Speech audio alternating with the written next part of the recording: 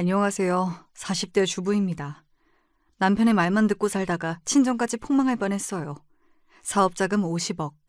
친정 부모님이 죽도록 모아둔 돈을 낼름 먹고선 나 몰라라 하는 겁니다. 야, 요양원이 전문적으로 치매 치료하는데 우리 이거 왜 모셔? 잘 모신다고 했지 모시고 산다고 했냐? 그리고 고작 50억 주고 왜 난리야? 뭐라고? 말을 그따위로밖에 못해? 너 50억 주기 전엔 어떻게 했어? 입안에 혀처럼 굴더니 이렇게 바뀌냐? 절박하면 뭘 못해. 그리고 너 치매 노인이랑 살 거야? 아님 나랑 살 거야? 노선을 잘 정해라. 저렇게 말하는 남편을 가만히 둘 수 있나요? 제대로 복수를 시작했죠. 오늘 제가 어떻게 남편에게 한 방 먹였는지 알려드릴게요. 우리 부모님 자산 50억. 누군들 그렇겠지만 정말 소중한 돈이에요. 50억이 하늘에서 뚝 떨어질 리도 없으니까요. 원래부터 돈이 많은 것도 아니었고요. 부모님은 신혼 때부터 개포동에서 세탁소를 오랫동안 하셨어요.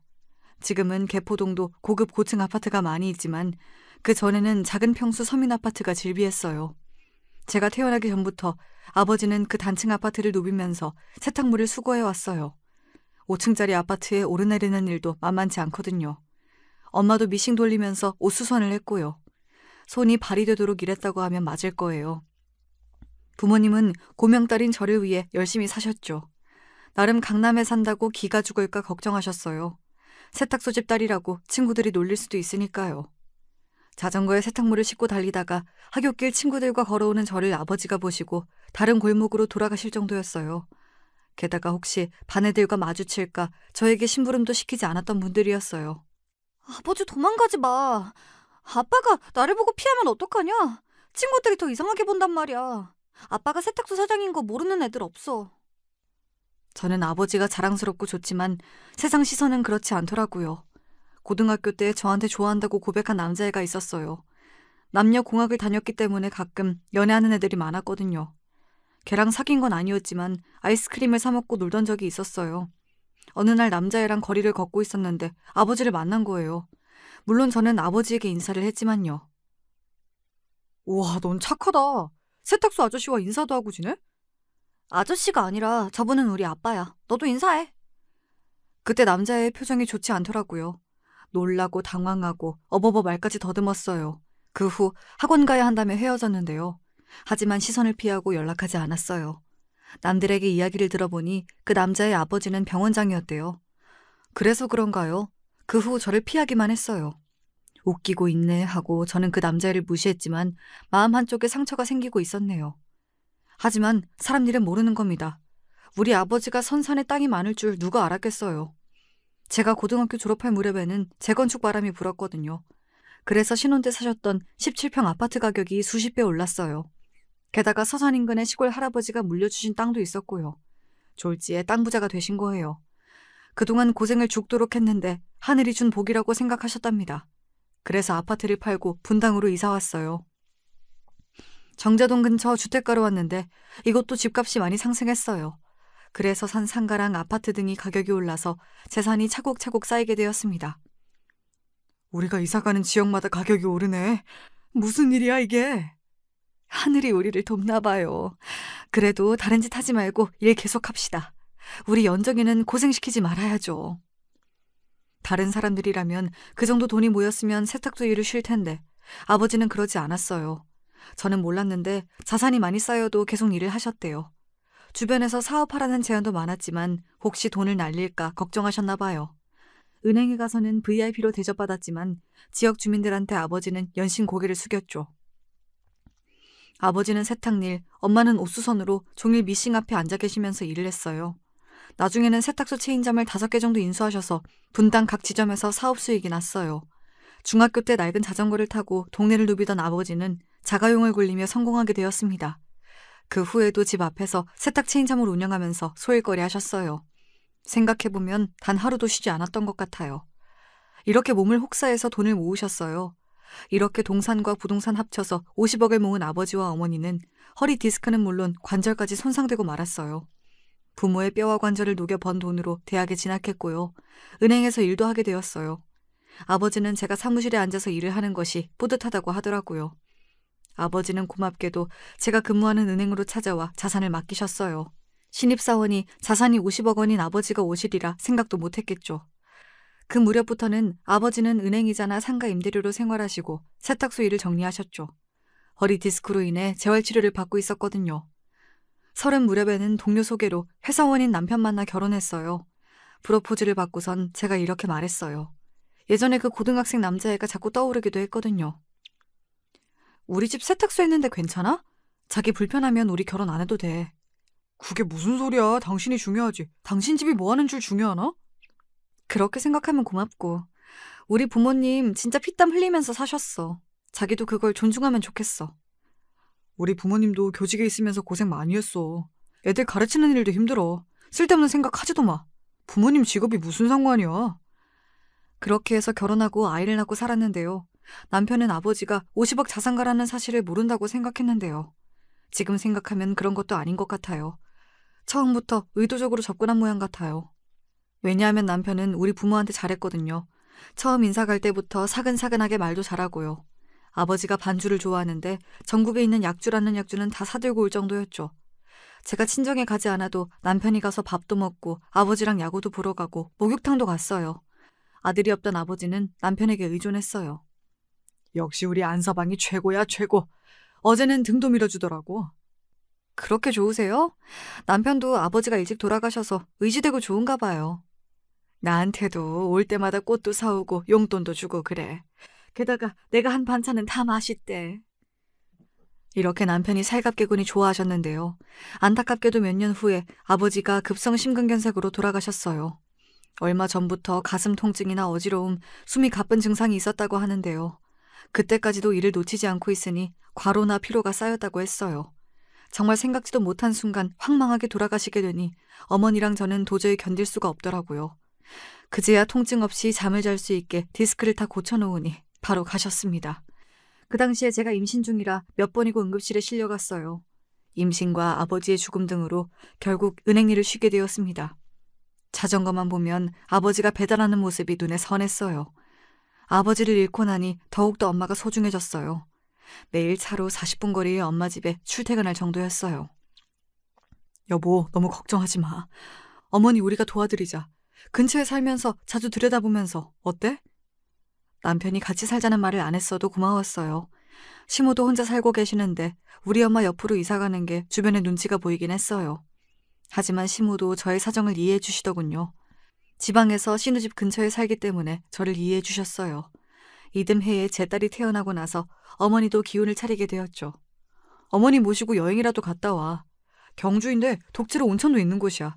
주아도 두고 가. 내가 볼게. 그래도 돼?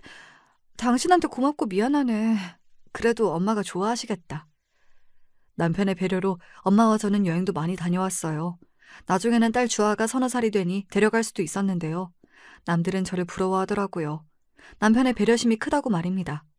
그 무렵 엄마는 점점 무기력해졌어요. 아버지의 죽음이 엄마 인생의 큰 시련이었어요. 게다가 평생 일만 하셨는데 집에 있으니 답답하시다는 말을 많이 했어요.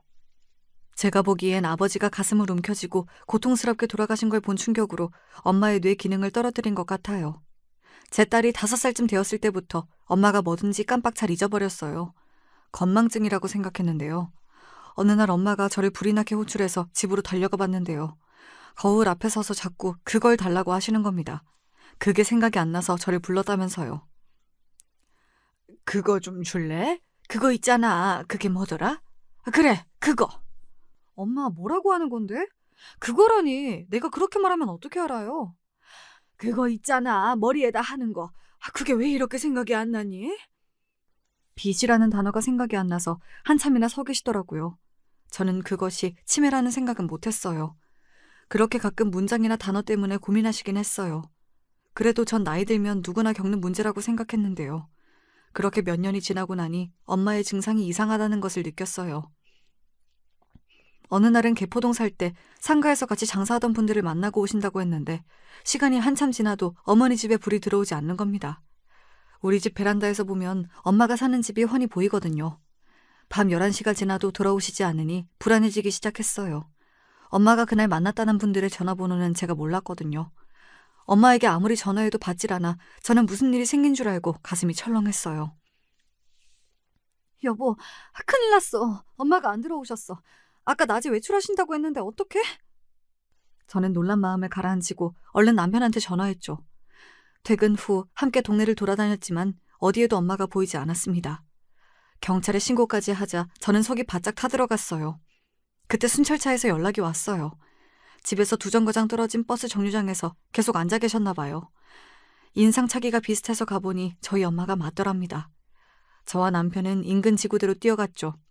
엄마는 갑자기 집으로 가는 길이 생각이 안 났고 배터리가 다 된 핸드폰을 어떻게 해야 할지 몰랐대요. 엄마 왜 그래? 집에 못 찾아오는 게 말이 돼?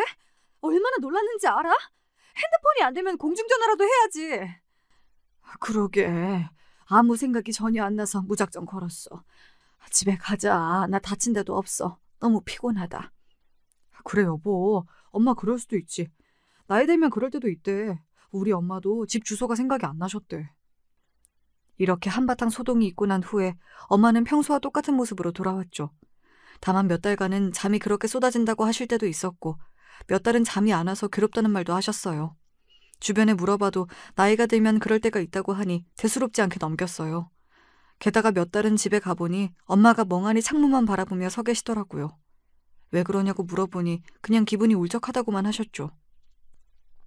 그럴 때마다 남편이 여행도 보내주고 트로트 콘서트에 같이 모시고 드라이브, 외식까지 노력해서 엄마 기분을 풀어주려고 했어요. 어머니 기운 내세요. 이렇게 힘이 없으시면 주아 엄마가 속상해합니다. 저도 있고 주아도 있고 주아 엄마도 있으니 힘 좀 내세요. 그럴 때마다 엄마는 사위가 있어 참 좋다며 남편 손을 잡아주었죠. 저는 엄마 나이가 아직 60대 후반이시라 치매라는 생각은 전혀 하지 못했거든요. 치매는 연령 제한이 없는데 고령의 노인에게만 발현되는 줄 알았는지 모를 일이었어요. 아마 엄마는 건강하게 제 옆에 있어줬으면 하고 막연하게 믿고 싶었나 봐요. 그런 와중에 갑자기 남편이 그동안 숨겨왔던 야망을 드러내는 겁니다. 멀쩡하게 다니던 직장을 그만두겠다는 겁니다. 나 사표 낼까? 이번 진급도 안 되고 회사에서는 구조조정이 들어간대. 일찍 명퇴하는 것도 영리할 수가 있어. 우리 주아 이제 초등학생인데 무슨 소리야. 자기가 일 그만두면 우린 어떻게 살라고. 아이가 태어나면서 임신 중독증을 앓고 난 저는 일찍 은행을 그만두었어요. 그렇게 몇 년 집에서 살림만 살게 되었거든요. 다시 은행에 나갈 수도 없고 갑자기 암담했어요. 남편은 다른 직장에 다닐 생각도 없어 보였습니다. 게다가 저한테 상의도 없이 사표를 내고 왔다는 겁니다. 나 있잖아. 회사 그만뒀어. 당신한테 자세하게 말 못해서 미안해. 밀어봤자 시간만 가잖아. 결심이 생길 때 그만해야지. 당신한테는 나랑 주아가 있어. 마음대로 결정하면 어떡해? 그래서 앞으로 어쩔 건데? 대학 때 알던 친구가 지금 부동산 하고 있거든? 모텔 싸게 나왔다는데 그거 인수하고 싶어. 모텔이라니? 갑자기 회사원이 그걸 할 수 있어요? 그리고 모텔은 수십억 하잖아. 우리 집도 전세인데 그게 가능해요? 5월 매출 8천원 된다니까. 그리고 당신 돈 있잖아. 아니야? 내가 돈이 어딨어. 설마 친정 재산 말하는 거야? 엄마 돈이지 내 돈 아니지. 무슨 자기 돈이 아니야. 상속받을 사람 당신밖에 더 있어? 어머니가 그 돈 다 쓰고 가실 건 아니잖아. 모텔 잘 되면 우리 집도 살 수 있어. 그래서 모텔 얼마예요? 우리가 감당할 수 있는 범위예요? 원래 60억인데 이번에 45억에 해준대. 나머지 5억은 우리 집 사면 되겠다. 40을 넘긴 남편이 해본 적도 없는 모텔 사업을 하겠다고 나섰어요. 그동안 그만두고 싶은 마음이 굴뚝 같았지만 어떤 일을 할지 암담해서 회사에 머물고 있었대요. 회사에서 상사와 마찰이 있었는데 참고 살았대요. 저도 직장을 다니지 않는데 남편까지 사업을 한다니 두려운 마음이 있었어요. 하지만 더 기가 막힌 것은 나머지 5억이라는 말이었어요. 이 남자 친정 재산이 50억 정도 되는 걸 알고 있다는 거잖아요. 대강 이야기한 적이 있어서 집이며 상가 등이 있다는 건 알아도 이금까지 어떻게 알았을까요? 나머지라니? 우리 친정 자산이 50억이란 소리야? 그걸 한꺼번에 다 투자할 수가 있어? 50억 이상이야? 우와 대단하시다. 그러니까 투자하셔야지. 그걸 은행에다 묶어두는 건 나라 경제 손실이야. 돈을 돌려야지. 어머니 설득해봐. 아니면 내가 해? 저는 남편의 싱글벙글한 얼굴이 보기 싫더라고요. 물론 그 재산 저한테 온다는 걸 압니다. 하지만 그건 아직 칠순이 되려면 먼 엄마의 재산이죠. 아직은요. 하지만 남편은 바로 엄마를 찾아갔어요. 무릎을 꿇고 울고불고 매달리는 겁니다. 장모님, 저 한 번만 살려주세요. 회사도 거의 쫓겨나다시피 했어요. 주아 엄마는 아기 낳으라 몸도 약하죠. 주아는 이제 초등학생이죠. 저의 본가도 힘이 됩니다. 그래서 저 다시 일어나야 해요. 모텔 사업 월 매출이 1억이랍니다. 호텔 장부도 보여드릴 수가 있어요. 제가 5년 안에 다 갚아드릴게요. 회사는 자기가 나온 거고 매출은 저한테 8천만 원이라고 했는데 점점 숫자를 늘리는 거 있죠. 엄마는 사위가 갑자기 울먹거리니 당황하셨죠.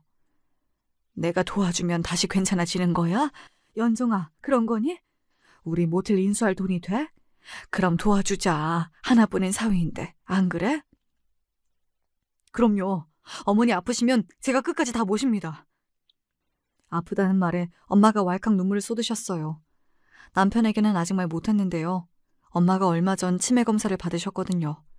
지인에게 엄마가 심하게 우울한 기분을 느낀다고 전하니 당장 치매 검사를 받아보라고 했어요.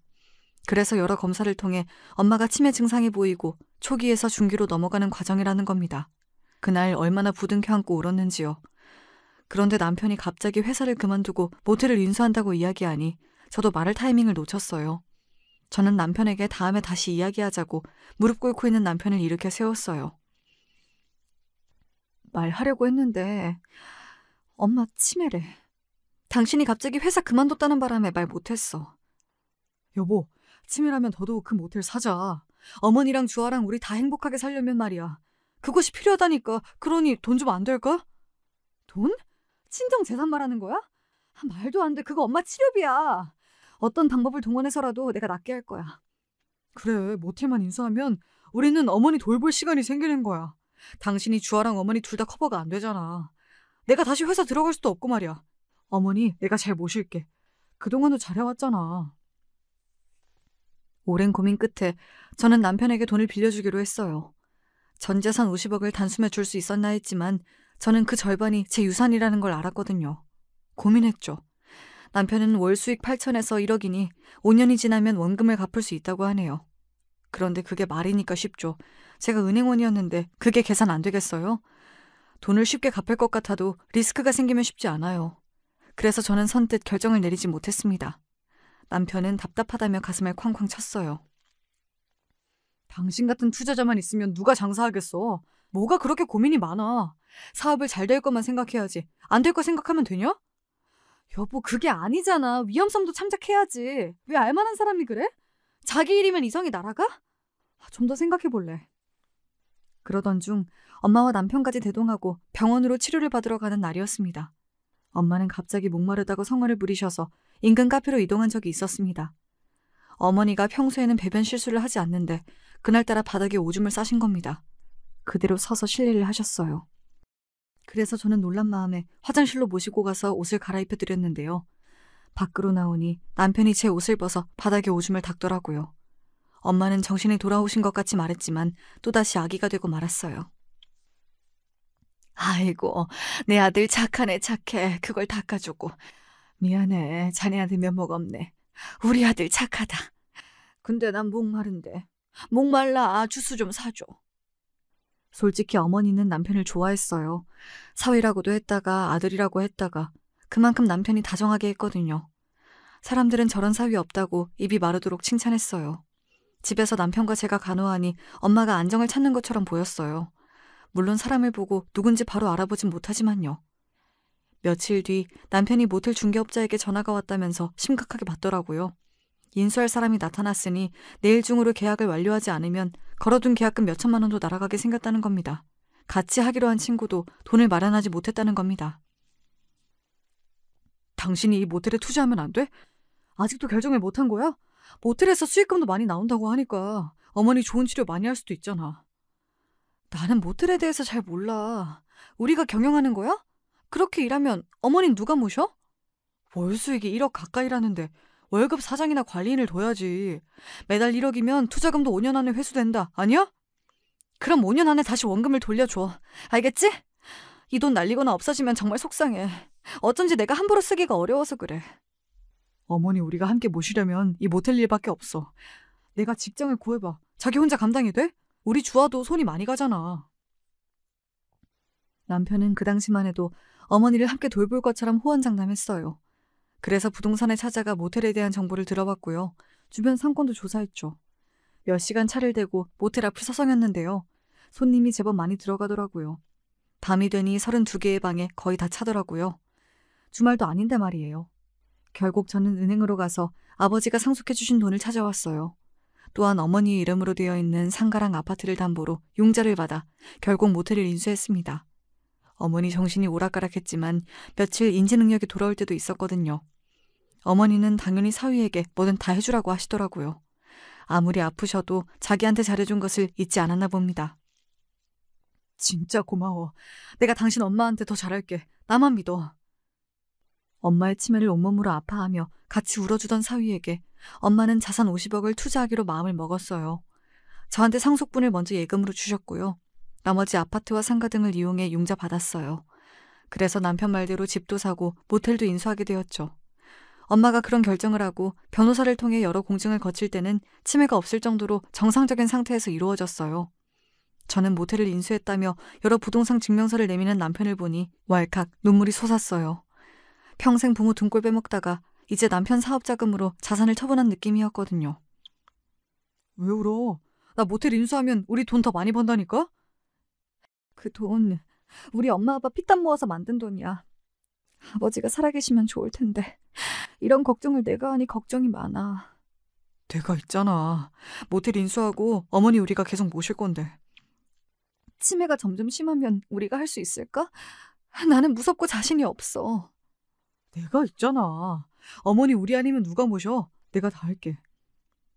저는 그런 말을 해주는 남편이 고마웠어요. 그러면 그럴수록 남편은 부평역 근처에 있다는 모텔의 전경사진을 자꾸 저에게 보여주는 겁니다. 이제 여기서 매출로 부모 자산 다 갚고 우리도 부자가 된다고 말입니다. 남편이 호텔을 인수하고 간단하게 리모델링하고 새 간판을 달고 바빠질 무렵이었어요. 어느 날 갑자기 엄마가 제 얼굴을 못 알아보았어요. 누구냐고 묻더군요. 한참을 기억이 안 돌아오는 겁니다. 엄마를 붙잡고 얼마나 울었는지 몰라요. 시간이 지나자 또 제정신이 돌아오시는지 연정아 배고파 하시는 겁니다. 제가 얼른 상을 차렸는데요. 엄마가 평소에는 바느질을 좋아할 만큼 정적인 분이었어요. 그런데 덤벙거리고 부산하게 행동했어요. 그러다 국그릇을 엎었는데요. 저희는 그 무렵 엄마 집하고 저희 전세금, 자산까지 합쳐 큰 평수의 아파트를 샀어요. 저는 그걸 당연히 엄마를 모시고 사는 걸로 이해했어요. 이사갈 날을 얼마 안 남기고 문제가 터졌어요. 하교하는 딸아이를 데리러 간 사이에 엄마가 집을 나가버렸죠. 의사 말로는 갑자기 나빠질 수가 있다는데 갑자기 안 하던 행동을 계속했어요. 몇 시간을 남편과 함께 헤매며 찾아다녔는데요. 택시를 타고 예전에 살던 개포동까지 갔다고 하네요. 겉으로 봐서는 엄마가 멀쩡해 보이거든요. 연정아, 여기가 어디냐? 정신이 하나도 없어. 근데 아빠는 어디 계셔? 저는 엄마를 보고 목 놓아 울었어요. 평생 고생을 했지만 자산이라도 모아둔 엄마지만 이렇게 아프면 어쩔 도리가 없었어요. 의사는 이사는 나중에 하라고 해서 넓은 집에는 남편과 아이만 짐을 옮기고 제가 엄마 집으로 들어갔어요. 그렇게 시간이 지나 모텔 개업식 날이 되었습니다. 모텔 개업할 당시 시모와 신우를 초대했어요. 10층짜리 모텔을 이용해 놀라더라고요. 모텔 로비에 떡이랑 과일, 돼지머리 등 고사를 지낼 상을 마련했습니다. 남편의 지인들도 와서 축하한다고 꽃다발을 한아름 들고 왔습니다. 사람들의 감탄과 부러움 속에 모텔 개업식을 끝냈어요. 모텔 매출액이 높다는 말에 곧 재벌은 아니지만 100억대 부자가 되는 것이 아니냐고 말이죠. 개업식을 끝내고 주변 상가를 돌며 떡을 나눠주기도 했어요. 그러다 저는 시모와 신우가 중얼거리는 소리를 듣고 말았습니다. 이 정도면 될 사위 할만하네. 그동안 등신처럼 산다고 했더니만 그 집안에서 이렇게 돈이 많을 줄 알았겠어? 네 오빠가 바보냐? 다 알아보고 결혼했는데 무슨 소리야. 이런 것도 진작 차려줘야지. 10년 머슴처럼 부리더니 이제 해줘? 10년에 50억이면 나쁘지 않지. 안 그래? 제가 들어오는지도 모르고 두 사람은 신나게 떠들고 있었죠. 제가 들어오니 그동안 수고했다며 두 사람은 총총히 사라졌어요. 꺼림칙하여 남편에게 이야기했죠. 대릴 사위니 등신이니 머슴 10년에 50억 이런 표현보다 다 알아보고 결혼했다는 것이 걸렸어요. 아버지가 자산을 제 은행에 맡길 때 은행 지점장 이외에는 아무도 모르게 해달라고 했거든요. 저는 남편에게 이야기했어요. 알아보고 결혼한 것이 무슨 말인지 말을 하라고 했죠. 당신이 좋은 사람인지 알아보라는 거 아니야? 그냥 엄마가 하는 말이지. 아들이라고 나 하나밖에 없는데 장모님 모시고 살면 속상하니까. 당신이 이해해. 그리고 난 정말 당신 집안 보고 결혼한 것 아니야. 그때도 말했지만 회사 사장도 자기 딸 중매하겠다고 했어. 거기가 더 자산이 많거든. 남편이 이렇게 나오니 저도 시모랑 신우의 말을 더 이상 담아두지 않기로 했거든요. 하지만 다신 그런 말이 내 귀에 들리지 않게 해달라고 했죠. 시간이 지나니 모텔은 월 매출이 4천 정도는 꾸준히 나왔어요. 8천은 크리스마스 연휴나 휴가철 등에만 가능한 금액이었나 봐요. 아무튼 전문적으로 경영할 수 있는 월급 사장을 고용하니 오히려 개인 시간이 늘어났고요. 남편이 계속 집에 있으니 저는 딸아이 관리에 신경을 쓸 수가 있었습니다. 주아가 피겨스케이팅에 소질이 있어서 빙상 경기장으로 픽업하러 다녔거든요. 김연아 선수처럼 되고 싶다는데 저는 금메달도 필요 없고 사고 없이 배웠으면 좋겠다고 생각했어요. 공부도 소홀히 하면 안 되기에 끝나고 학원이며 과외, 그리고 스포츠 마사지, 발레, 명상훈련 등도 필요한 부분이라 주아는 24시간이 모자라게 생활했어요. 아직 10살짜리 애를 그 먼 길을 혼자 다니라고 할 수도 없어서 차로 늘 데리고 다녔어요. 아빠보다는 엄마가 편해. 옷 갈아입을 때 여자 탈의실에 들어올 수도 있고, 그리고 아빠는 못하면 코지쌤보다 더 혼을 내는 스타일이라 부담되는데. 딸아이도 완강하게 저를 원하니 저는 주아를, 남편은 제 엄마를 책임지기로 했어요. 그러다가 주아가 발목이 약해져 문제가 생겼다는 말을 듣고 좋다는 병원은 다 쫓아다니기 시작했거든요. 아마 그 무렵이었을 거예요. 주간 데이센터라는 곳에서 전화가 왔어요. 안녕하세요. 장강수님 보호자시죠? 오늘 장강수님이 배가 자꾸 아프다고 하시는데요. 병원에 모시고 가야 할 것 같아요. 엄마 이름은 맞는데 데이케어 센터라니요. 그건 또 어딜까요? 딸아이의 물리치료를 마치는 대로 그 센터로 가보았어요. 치매 노인을 낮 동안 돌보는 민간 업체라고 했어요. 노인들 사이에 앉아있던 엄마가 저를 보고 갑자기 울음을 터뜨리는 게 아니겠어요. 왜 이제 왔냐면서요. 예전에 엄마를 잃어버렸을 때 저는 제 핸드폰 번호를 새겨 목걸이를 만들어준 적이 있었거든요. 유아 미아 방지 목걸이처럼요. 센터 쪽에서는 남편에게 계속 전화해도 받지 않았다고 했어요. 집에서 엄마를 돌보겠다고 저랑 약속했는데 데이케어 센터라니요. 물론 그 시설이 나쁘다는 건 아니에요. 하지만 저랑 상의도 없이 이럴 순 없다고 생각했어요. 태연하게 골프를 치고 남편은 집으로 돌아왔어요. 센터에서 엄마를 딸에게 인계했다고 연락한다고 했거든요. 그래서 그런지 술까지 먹고 늦게 들어오는 거 있죠? 지금이 몇 시야? 새벽 2시야. 당신 미쳤어? 엄마를 그런데 맡겨놓고 술을 마시고 와? 당신이 와서 데리고 갔다고 해서 술 마신 거지. 아니었으면 7시쯤 모시고 왔지. 나랑 상의도 없었잖아. 먼저 그래야 순서지, 안 그래? 너는 애 링크장에 넣어두면 네 시간이 생기지만 나는 어머니랑 종일 있어봐. 은행 업무도 못 봐. 낮에 오는 돌보미 요양사 계시잖아. 그때 시간이 생기는데 왜 이래? 누가 들으면 당신이 우리 엄마 24시간 보살피는 줄 알겠어? 나야말로 놀아? 아침에는 집안일 대충 하고 주아 관리하면 저녁 9시쯤 들어와. 그 후에 내가 엄마 돌보는 거잖아. 당신은 낮에 몇 시간인데? 치매를 무조건 집에서 돌봐야 한다는 생각을 접어. 거기 센터에서 24시간 보살피면 도움이 된다니까? 좋은 프로그램이 얼마나 많은데. 요양사도 자주 바뀌고 저번엔 갑자기 소리를 질러서 이웃에서 인터폰도 왔어. 나 당신이 돌본다고 해서 모텔도 투자한 거야. 남편이 약속을 어겼다는 생각에 저는 소리를 지르고 말았어요. 그랬더니 남편은 억지를 부리더군요. 그놈의 모텔 이야기. 그게 나만 좋자고 한 일이야? 주아 이제 돈 드는 거 한두 푼이 아니야. 그리고 어머니도 다른 질병 없이 치매니 20년 이상 사실 수도 있어. 그리고 우리 노후 대책? 그거 다 모텔에 달린 거야. 당신 인생이 달려있다고. 무슨 소리야. 당신이 엄마 잘 모신다고 해서 준 거라고 몇 번을 다짐받았는데. 안 모신 게 뭐야. 안 한 게 뭔데. 이 여자가 진짜 50억 투자했다고 남편 알기를 진짜 머슴으로 아는 거야? 그때 어머니가 방에서 뛰쳐나왔습니다. 그러다가 속옷에 실례를 했어요. 거실 바닥은 이내 축축하게 젖었습니다. 그걸 보더니 남편은 혀를 차며 그대로 집을 나가버렸어요. 저는 엄마의 옷을 갈아입히고 소변을 치웠죠. 생각해보니 남편도 고충이 있었겠죠. 자기 부모도 아닌데 이런 일이 한두 번이겠어요. 저는 주아랑 엄마 관리를 남편과 바꾸기로 다짐했어요. 1년 이상 해온 걸 아빠 보고 하라면 어떡해. 아빠는 혼낸다고. 코치보다 더 소리 지르고. 할머니를 계속 아빠 보고 보살피려고 할 수가 없어서 그래. 엄마가 아빠 보고 그러지 말라고 할게. 엄만 나보다 할머니가 더 중요하지. 어릴 때부터 그랬어. 나는 맨날 뒷전이고. 그런 넌 자식 낳으면 걔가 더 중요하고 엄마는 아무렇게나 대할 거야? 말도 안 되는 소리 하지 마. 누가 그렇대? 아무튼 아빠가 불편해서 그래. 다 자기들 마음대로야. 이러면서 아침도 안 먹고 학교 가더라고요. 그래도 남편에게 딸아이 관리를 맡겼어요. 솔직히 둘 다 힘들지만 적어도 남편에게는 자기 피부치인 딸이 정성을 쏟기 편할까 싶었어요. 하지만 애 픽업 시간도 놓쳐 링크장에서 2시간 떨게 만들고 감기 걸려서 병원까지 입원했어요. 도대체 어디에 정신이 팔려 이러는지 저도 모를 정도였어요. 사업을 시작했는데 월급 사정 가지고는 안 되겠어. 걔가 중간에 현금 손님 가로채면 어떡해? 벌써 그런 정황들이 나타났는데 지금 주아가 문제야? 이렇게 당당하게 나오는 거 있죠? 게다가 주아가 아프다는 소식에 시모가 달려왔어요. 남편이 도움을 요청했대요. 저는 엄마 돌봐야 한다고 종종거리고 앉아있으니 말이에요. 하지만 시모는 제 염장을 지르더라고요. 예, 남자 보고 장모 보살피고 딸 뒤치다거리 하라고 하면 되냐? 큰일을 해야지.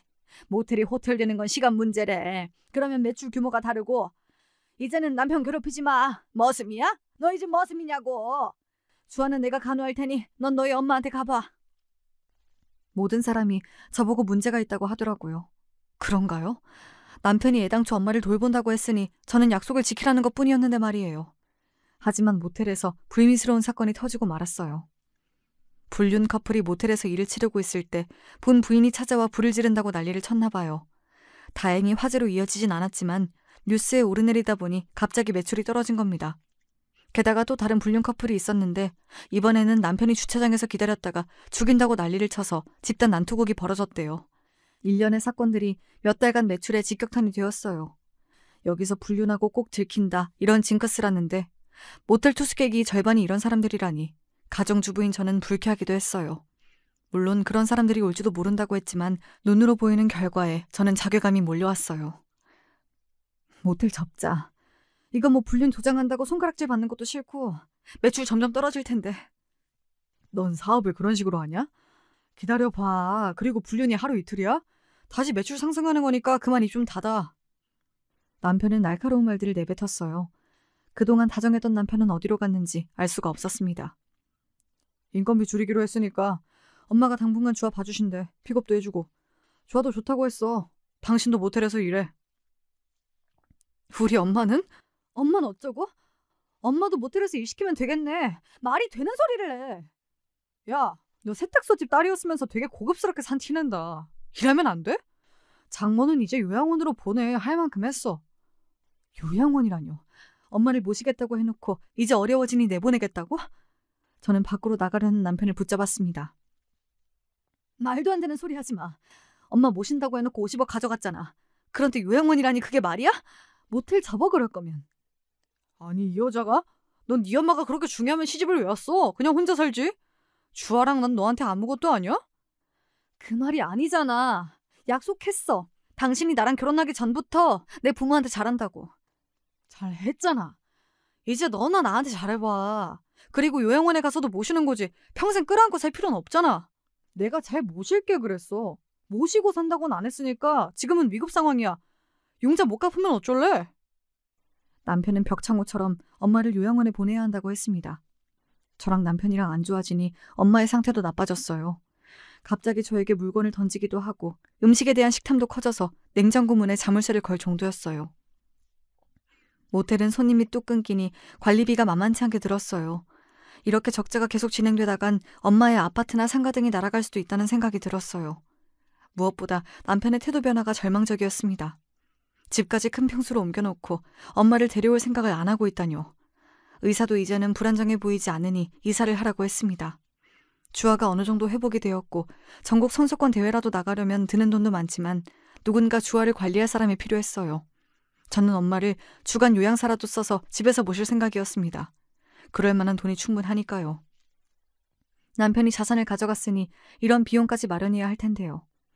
새 집에는 오히려 시모가 편안하게 쉬고 계시면서 제 가슴에 비수를 꽂았습니다. 예, 내가 치매면 요양원에 넘겨. 너희들 고생하는 거 못 보겠다. 너는 네 딸보다 네 엄마가 중요하니? 어떻게 시모가 이런 말을 할까요? 저는 자리에서 벌떡 일어났습니다. 어머니, 그 말씀 명심할게요. 어머니 아프고 병들 때 저는 제 자식만 생각할 테니 얼른 내려가세요. 다시 보고 싶지 않습니다. 얘가? 넌 어디다 화풀이? 내가 뭘 잘못했어? 남편한테 50억이나 투자한 건 엄마 죽을 때까지 모신다고 해서 결정한 일이에요. 근데 이제와 나 몰라라 하는데 어머니가 그렇게 말씀하시면 안 될 일이에요. 돈 필요하니 뭔 말을 못해? 그리고 우리 아들이 네 엄마 모시려고 결혼한 건 아니잖아. 할 만큼 했는데 왜 그래?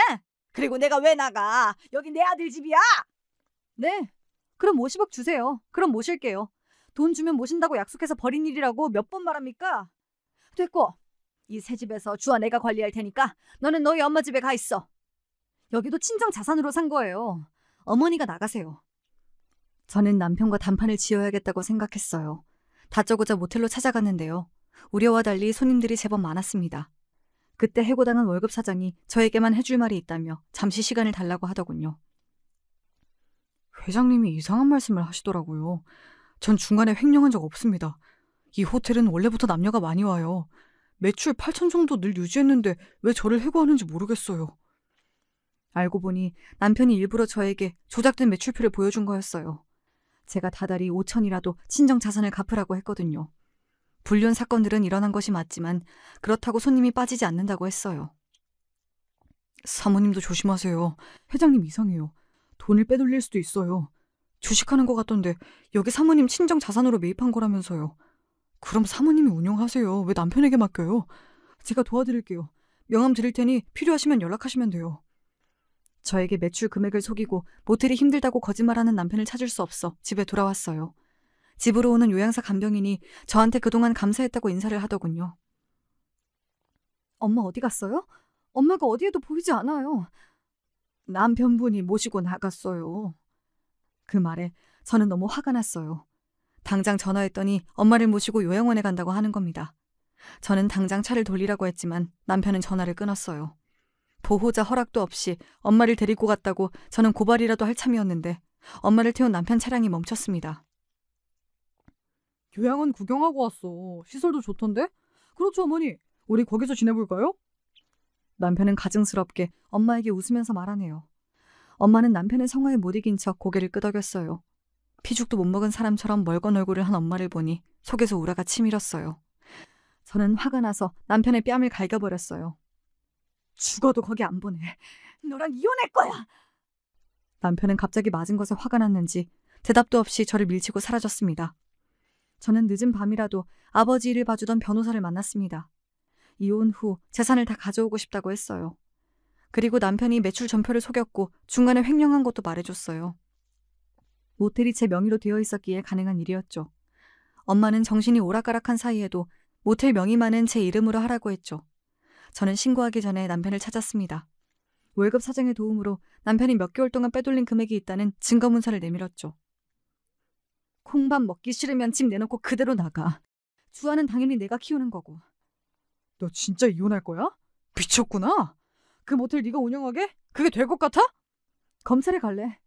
너 같은 사기꾼은 경찰 수사도 필요 없어. 그냥 검찰에 가서 네 자산을 동결시켜야 정신 차리지? 미안해. 엄마 모시자. 됐지?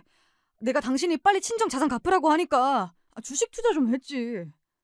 그러니까 아파트 두고 나가라고. 그냥 이혼해. 횡령은 넘어갈게. 너 잘났다.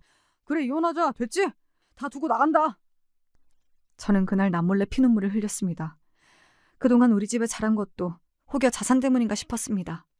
그래서 다음날 저는 남편을 소개해준 동료를 어렵게 찾아가서 물어보니 자기는 제 아버지가 자산이 50억이 있다는 사실도 몰랐답니다. 알고 보니 동료가 아니라 남편이 회사 일로 업무를 볼 때 자기 회사 사장이랑 은행장 이야기를 직접 들었다고 남편이 이실직고하네요. 창구 3번의 직원 아버지, 자산 50억 자산가라고. 그 이야기는 자수성가와 부동산 이야기를 하다가 나온 말이었대요. 어쩐지 남편은 저를 만나고 싶다고 창구 3번에 얼마나 들락거렸는지요. 게다가 그 당시 사귀는 여자도 정리했대요. 그 말을 들으니 배신감으로 한동안 밥맛도 없었어요. 그래. 50억 있는 줄 알고 장인한테 잘했는데 금방 돌아가시더라. 장모는 치매고 그건 내 잘못이 아니지. 내가 뭐 나 혼자 잘 살자고 자산을 탐냈냐? 너랑 주아랑 다 같이 잘 살자고 한 거지. 거기에 왜 우리 엄마를 빼? 엄마 돈이라고 몇 번을 말했는데? 진짜 모신다고 할지 몰랐다. 다들 요양원 보내잖아. 이혼한다고 하면 될 거 아니야. 이러는 거 아닙니까? 하지만 남편의 만행은 여기까지가 아니었어요. 제가 이혼하자고 하니 모텔을 매입 사기라도 치려고 했어요. 모텔을 10억에 판다고 소문을 내놓고 작자가 나타나면 가짜 계약서로 팔고 나서 그 돈 갖고 도망치려고 했다고 해요. 월급 사정이 다급하게 연락이 오지 않았다면 난감할 뻔했어요. 이건 10억 사겠다는 사람이 신고했기에 남편은 경찰서로 끌려갔어요. 저는 남편과 이혼 서류를 작성했어요. 남편은 구치소에서 서류에 사인을 했죠. 모텔은 제 명의였고 집도 제 명의라 무사히 친정 자산을 보존했어요. 결국 사기를 치는 사람은 뭔 짓을 해서라도 경찰에 잡혀가네요. 초범이라 불구속으로 풀려나 저랑 이혼하고 남편은 사라졌어요. 시모는 초반에 남편을 구명하라고 저에게 난리를 쳤지만 저는 눈 하나 깜짝 안 했어요. 병든 엄마랑 저리 가서 살려고 하셨잖아요. 잘 사세요. 저도 제 갈 길 갈게요. 아가야, 내가 잘못했다. 너희 남편 나쁜 놈 아니잖아. 자식 데리고 살아보려고 하니 이것저것 잘못이 생긴 거지. 한 번만 봐줘. 그동안 충분히 봐줬어요. 기만하는 것도 한도가 있죠. 그만 가보세요. 멀리 안 나가요. 저는 시모를 받아주지 않았어요. 처음엔 울부짖다가 그대로 가시더라고요. 이제야 엄마를 큰 집에 모셨고요. 입주 간병인을 구해서 함께 돌봤습니다. 요양원이 나쁘다는 게 아니었어요. 하지만 엄마는 요양원이 아니라 집에서 충분하게 돌봄이 가능한데 굳이 갈 필요가 없는 게 아니겠어요. 특히 남편이 자기가 모신다고 사업자금을 달라고 했다면 말이에요. 치매는 마음이 편안하면 증상이 심해지지 않을 수가 있대요. 혼자 집에 계실 때는 대변 실수도 하시더니 큰 집에서는 저와 주아까지 있으니 실수 없이 화장실 간다고 이야기하십니다. 주아는 저랑 다른 돌보미를 구해 번갈아 가면서 도움을 주고 있어요. 주아야, 섭섭하게 생각하면 안 돼. 할머니는 엄마 키우느라 고생 많았어. 그래서 엄마가 갚는 거야. 알겠지? 나중에 아빠 볼 날이 있을 거야. 그래도 주아를 끝까지 생각했어. 아빠가 엄마랑 할머니는 버려도 넌 아니었으니까 너무 슬퍼하지 마. 그렇게 말했더니 딸아이도 알겠다며 고개를 끄덕였어요. 모텔을 처분할까 고민했지만 저는 가족 모텔로 바꾸고 싶었어요. 다들 번화가에 무슨 난리냐고 했지만 1, 2층은 가족 단위 음식점, 3, 4층은 카페나 책방들이 들어오게 하고 그 위에는 가족 단위 투숙객 등에게는 할인 서비스를 하기로 했죠. 모텔에 누가 숙박을 하던 자유지만 가족이란 단어 앞에 막상 들어가기 어색할 수 있잖아요. 매출에 커다란 손실이 있어도 주아에게 부끄럽지 않게 살고 싶었어요. 남편의 본심은 50억을 갖는 것은 아닐 수 있어요. 하지만 엄마를 모시기 싫다는 게 저는 더 충격이었어요. 처음부터 잘해주지 말던지요. 다 할 것처럼 해놓고 받을 것 다 받고 약속을 안 지키면 어떡합니까? 남편은 시골에서 모텔 청소를 한다고 해요. 모텔에서 일하고 싶었는데 잘됐다고 생각했어요. 지금까지 제 이야기를 들어주셔서 감사해요. 도깨비 방망이라도 있으면 엄마 안 모신다고 했을 때 늘씬하게 다듬어 줄 텐데요. 그래야 시원한 복수잖아요. 하지만 제 마음속에서 남편은 영원히 지워졌으니 완벽한 복수겠죠. 이야기 들어주신 분들도 댁내 평안하시고 행복하세요.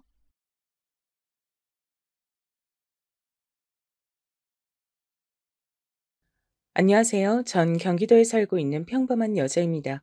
어찌 보자면 결코 평범하지 않을 수 있는 그런 일들을 경험한 바 있는데요. 제가 언제나 끼고 사는 제 친구 같은 존재, 사연에 빠지다 채널에 제 이야기를 한번 보내보고자 합니다. 제가 아주 어릴 적 친정 부모님께서 사고를 크게 당하셨는데요. 전 너무 어렸던 탓에 기억에도 거의 안 남아있는 그 사고 때문에 친정 아버지께선 돌아가셨습니다. 그리고 엄마는 한쪽 다리를 크게 절뚝거리며 살게 되셨죠. 팔 한쪽은 약간 불편하게 쓰셨어요. 후유증 때문이었습니다. 전 그런 친정엄마가 어린 마음에 너무 미웠어요.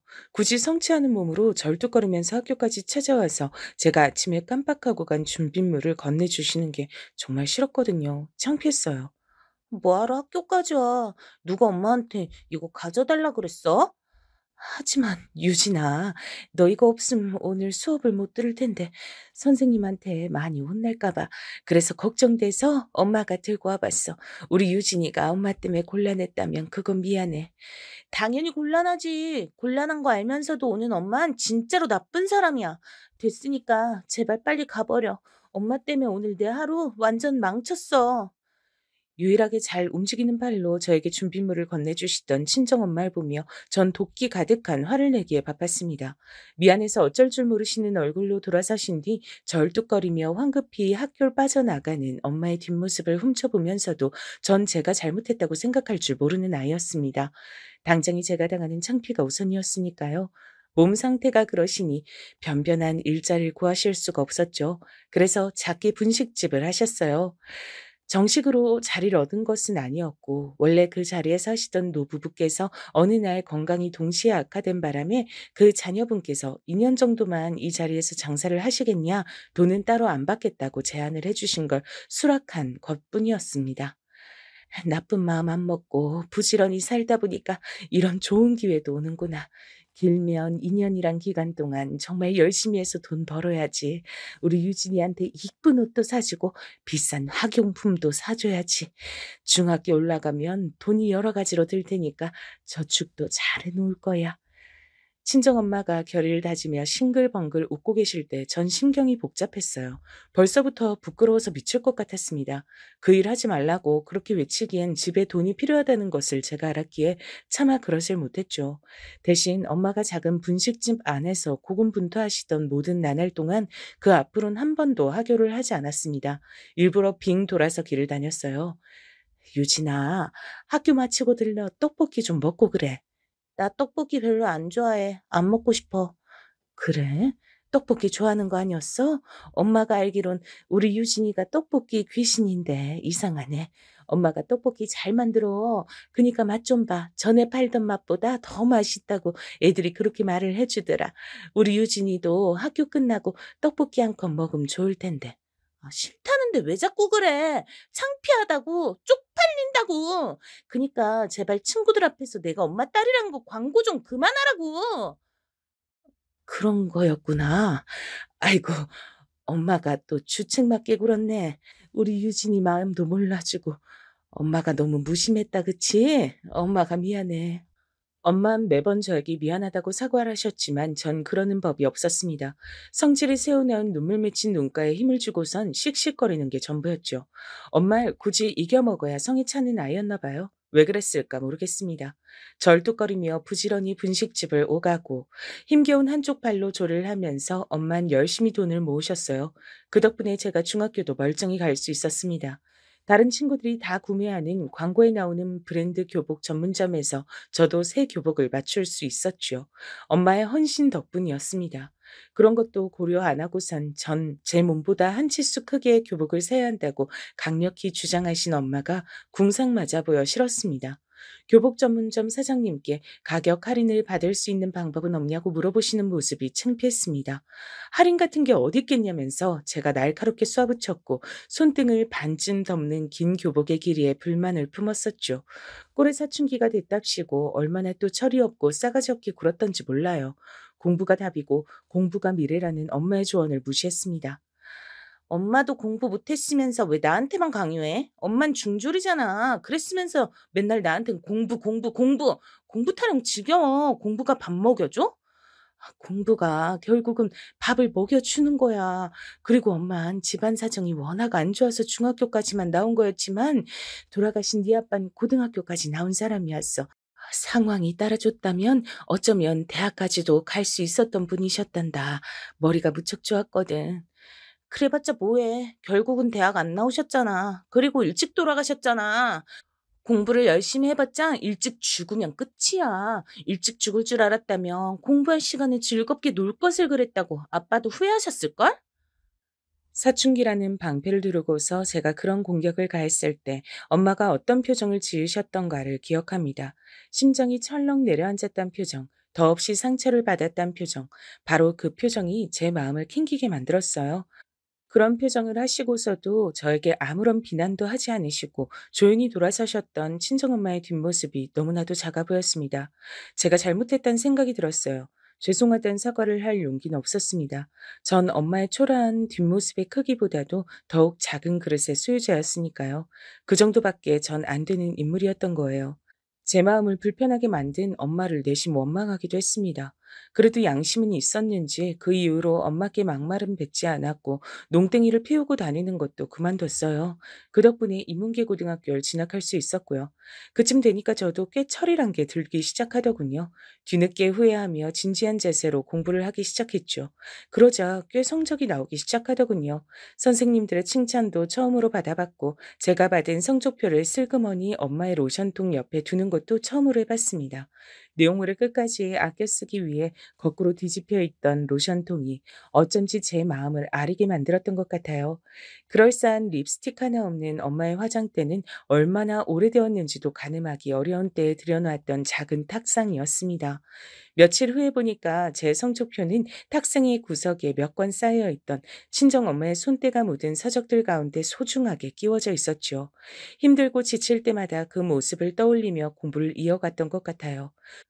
꽤 괜찮은 4년제 대학교에 갈 수도 있는 성적이 나왔지만 전액 장학금을 지원해 주겠다고 한 전문대에 최종 입학을 했습니다. 돈도 안 들거니와 취업률이 굉장히 높은 곳이었기 때문이에요. 제가 크나큰 성공을 거둘 수 있었다면 참으로 좋았겠죠. 하지만 그런 건 극소수의 이들에게나 이뤄지는 기적인 것 같았어요. 각 분야의 최고 권위자가 되거나 TV에 나오는 유명인들에게 해당되는 얘기였죠. 전 전문대를 나와서 그저 그런 중소기업에 들어갔습니다. 취업 준비 기간이 따로 들지 않았다는 게 그 전문대를 나온 최고 장점이었던 거예요. 별로 안 친했던 대학 동기들은 노는 것에 맛을 들여서 각자 이상하게 살기 시작했습니다. 대부분이 일찍 사고를 쳐서 혼전 임신으로 결혼을 했다거나 쉽게 돈을 벌기 위해 불법적인 요소가 섞인 일을 시작했다가 폐가 망신을 당하거나 그런 식이었죠. 그래서 전 그들의 경우를 보며 무조건 평범한 길을 추구했습니다. 연애도 쉽사리 하지 않았고요. 평범하게 일상을 살면서 돈을 벌고 저축하고 그러면서 살았어요. 우리 유진이도 이제 슬슬 결혼할 때가 된 것 같은데 짝은 아직이야? 엄마, 일찍 결혼한 애들 중에 결혼 생활이 행복해 보이는 애가 단 한 명도 없더라. 지금 남자친구가 나쁘진 않은데 결혼할 정도인진 확신이 없고 금전적인 부분도 걸리고. 그래서 결혼은 아무래도 골치가 아픈 것 같아. 적당히 연애만 하는 게 최고야. 그렇구나. 하긴 네가 보통 야무진 게 아니니까 알아서 잘 생각해서 판단하겠지. 엄만 우리 딸이 행복하기만 하면 돼. 결국은 그걸 원하는 거야. 엄마께서 그렇게 말씀하셨을 때 바보 같았던 저도 엄마가 행복하기만 하면 된다는 본심을 속 안으로만 삼켰습니다. 어렸을 때도 죄송하다는 사과를 입 밖으로 꺼내지 못하고 속으로만 웅얼거렸던 나쁜 습관이 그대로 남아 있었던 거예요. 이래서 3살 버릇이 80까지 간다고 하는 걸까요? 나이가 들어서도 어엿한 사회인이면서도 전 엄마 앞에선 어딘가 철없이 구는 면모가 남아 있었던 듯 싶네요. 엄마를 향해 내심 죄송하게 생각하는 부분들이 많으니까 속으로 찔려서 괜스레 겸연쩍게 군 것이죠. 이런 제 자신을 진정으로 후회하게 되던 땐 엄마가 쓰러지신 후였습니다. 병원에서 한참을 검사를 받았어요. 그럼에도 원인이 안 나와서 서울의 대학병원을 전전한 끝에 희귀병이라는 허무하고도 절망스러운 진단을 받았습니다. 계속 건강 상태가 악화될 일만 남았는데 뚜렷한 치료법은 아직 안 나와 있고 정기적으로 병원 다니면서 때마다 적절한 약을 쓰는 수밖에 없다고 했어요. 와, 진짜 어쩜 이렇게 한 사람의 인생이 이 지경으로 기구할 수가 있을까 싶어서 엄마를 향해 인간 대 인간으로서 너무 안쓰러운 마음이 들었습니다. 게다가 하나밖에 없는 자식도 고작 저 같은 인물이었죠. 너무 죄송해서 돌아버릴 것 같았어요. 그 날로부터 딱 반년 뒤에 전 결혼식을 올렸습니다. 만나던 남자친구하고 결혼을 해버린 거예요. 살다 보니까 은근히 부모님 건강 문제라든지 그런 것 때문에 결혼을 서둘렀던 사람들이 꽤 있더군요. 저도 그 경우에 해당이 됐습니다. 남편하고 제가 둘 다 나이가 30대였고 만난 지도 꽤 됐으니 언제고 결혼 얘기가 나와도 이상하지 않은 상황이었으나 이상하리 많지 둘 다 결혼엔 미지근한 태도였던 것 같아요. 그럴 만도 했던 게 전 결혼에 썩 긍정적인 입장이 아니었고 남편은 양친이 안 계셨습니다. 별로 결혼에 대한 좋은 생각을 하면서 자라날 환경이 아니었던 겁니다. 날 낳아준 엄마란 사람이 자식들 버리고 집을 나갔을 때가 내가 9살이었고 내 동생 녀석이 고작 5살 때였어. 그래서 난 내 동생을 생각하면 조금 짠한 마음이 들어. 나는 어쨌거나 엄마하고 이런저런 추억이 남아 있는데 동생은 어렸기 때문에 기억이 남은 것도 아무것도 없다고 하거든. 그냥 집안에 남아있던 사진 몇 장으로만 엄마를 본 게 다였어. 내가 하필 사춘기를 좀 호되게 겪어가지고 동생 녀석하고 별로 안 친하게 서먹한 형제 사이로 큰 것 같아서 그게 나이 먹고 나니까 되게 마음에 걸리더라. 아휴, 난 동생만 생각하면 불쌍하고 미안해. 남편에겐 남동생이 하나 있었습니다. 남편이 사춘기 시절에 많이 방황하고 그럴 때 시동생은 아직 초등학생이었으니 형제 사이에 잘 통하는 게 없었던 모양이에요. 그리고 남편은 성인이 된 이후로 자기 혼자 멋대로 살았기 때문에 시동생은 알아서 중학교를 다니고 또 고등학교까지 나와야 했습니다. 참고로 형제의 부친 되시는 제 시아버지께선 시동생이 고등학교를 졸업하기 직전에 돌아가셨다고 해요. 간 쪽이 안 좋아져서 갑자기 그렇게 되셨다네요. 그 이전에도 일은 거의 안 나가시고 술, 담배만 지독하게 해대시며 입만 열면 세상에 대한 비관을 늘어놓는 게 전부셨다고 하니 남편이 어째서 부모에 대한 애틋한 마음이 없을 수밖에 없는지 이해가 갔습니다. 남편은 20대 후반에 들어서 인맥을 통해 꽤 괜찮은 회사에 들어갔다가 그때부터 마음 완전히 다잡고 열심히 일을 하면서 인생을 성실하게 사는 맛을 깨우쳤다 그랬어요. 그러면서 저와 연애도 하게 됐던 것이고요. 남편이나 저나 돈을 많이 모으고 풍족하게 살 조건들은 아니었죠. 어찌 보자면 수준이 아주 비슷했습니다. 그래서 만나는 동안 서로 불편한 게 없었고 서로가 엇비슷하다고 생각했기 때문에 결혼을 별로 입에 올리는 바가 없었습니다. 결혼이 인생을 더 나은 곳으로 이끌어줄 선택지라는 확신이 크게 없었기 때문입니다. 하지만 전 엄마의 희귀병 앞에서 조급해졌고 결혼을 했습니다. 막상 하고 나니까 예상보다 마음이 편안해서 놀랐어요. 이래서 다들 결혼을 하고 사는구나. 결혼하기 전까진 아무리 잘 사귀고 있어도 그냥 교제를 하는 상대일 뿐이었는데 결혼을 하고 나니까 이 남자가 내 가족이 됐어. 이제 남이 아닌 거야. 진짜로 나에게 가족이 하나 더 생긴 거야. 엄마뿐이었던 저의 인생이 다른 가족이 하나 더 생겼다는 실감이 났을 때부터 왠지 모르게 남편의 존재가 더욱 소중하게 여겨졌습니다. 좋아하는 마음은 좋아한다고 말을 뱉고 난 이후부터 진짜로 시작된다는 표현을 들어보셨나요? 제가 마치 그런 현상을 겪고 있었어요. 결혼 전엔 진지한 생각이 없었지만 결혼을 하고 나니까 많은 것들이 귀중하고 애틋하게 여겨졌습니다. 남편에게 최선을 다하며 잘 살아보겠다는 다짐이 저절로 들더군요. 그리고 저에게 새로 생긴 가족은 남편뿐만이 아니었어요. 남편의 유일한 형제인 제 시동생도 해당이 됐고요. 거기에 또 한 명이 더 있었습니다. 시동생의 아내, 제 동서였습니다.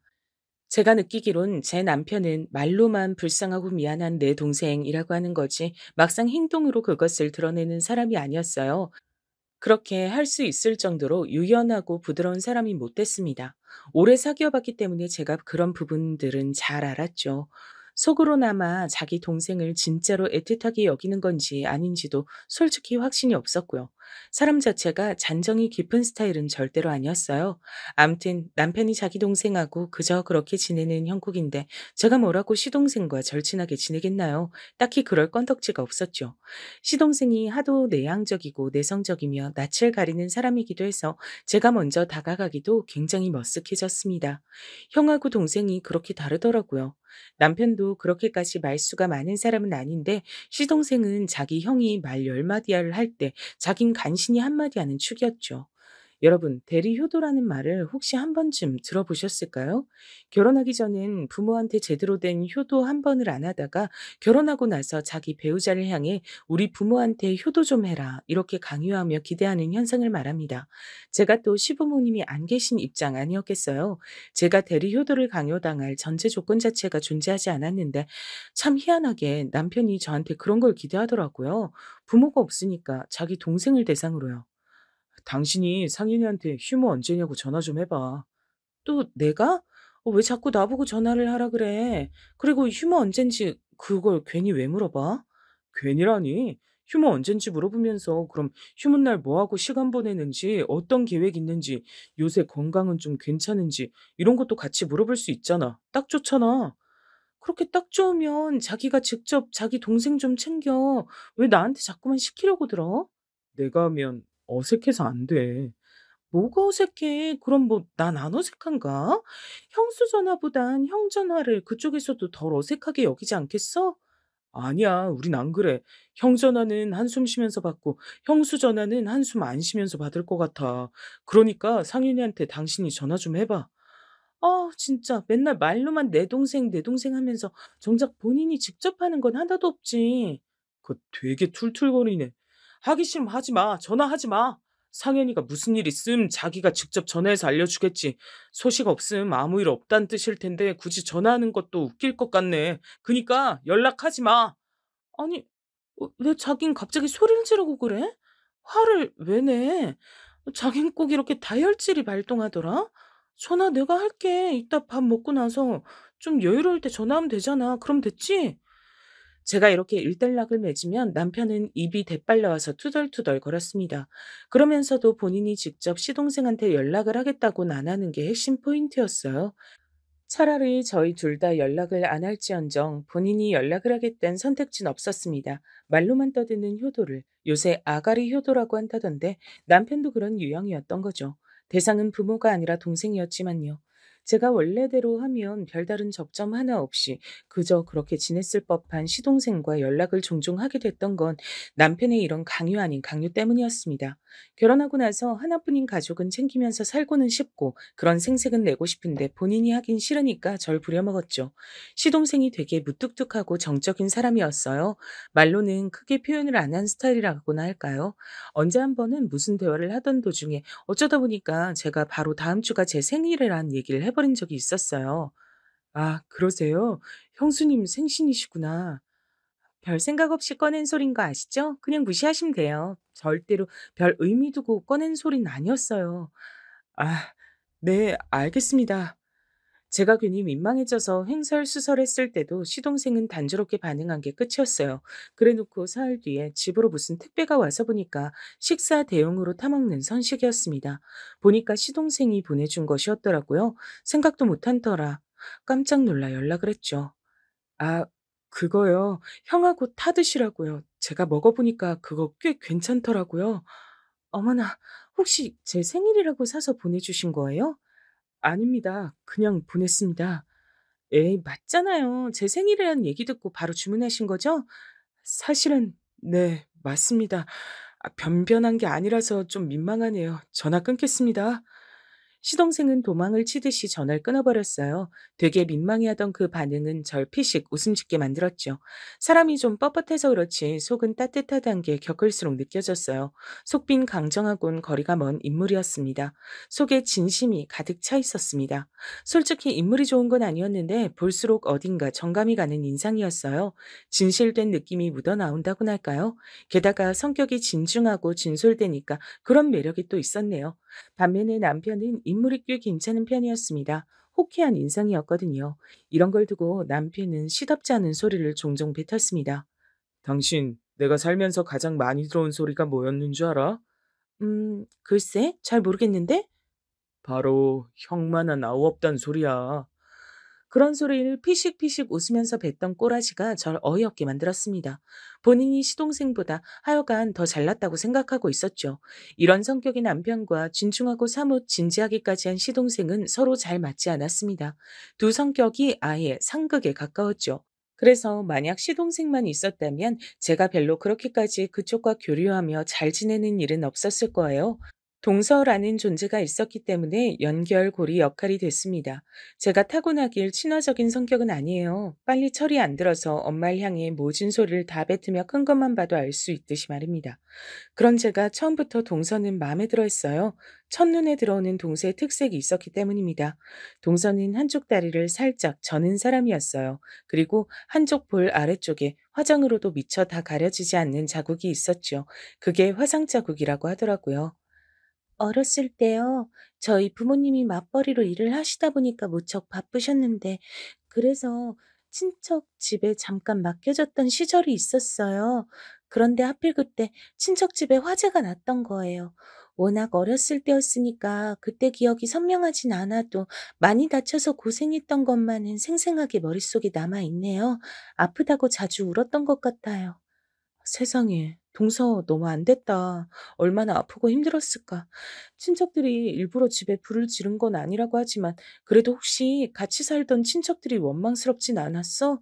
나였다면 친척들도 원망스러웠을 테고 날 거기다 맡겨둔 부모님도 미웠을 것 같아. 음, 아니요. 별로 그런 원망은 안 해봤어요. 그냥 제가 남들보다 조금 운이 나쁜 사람이라고만 생각하면서 살았어요. 민망하게 웃어 보이던 동서의 얼굴은 위쪽에서 바라보면 화상 자국이 전혀 보이지 않아 어여뻤습니다. 하지만 화상 자국이 보이는 방향에서 바라보더라도 전 예쁘다고 생각을 했었어요.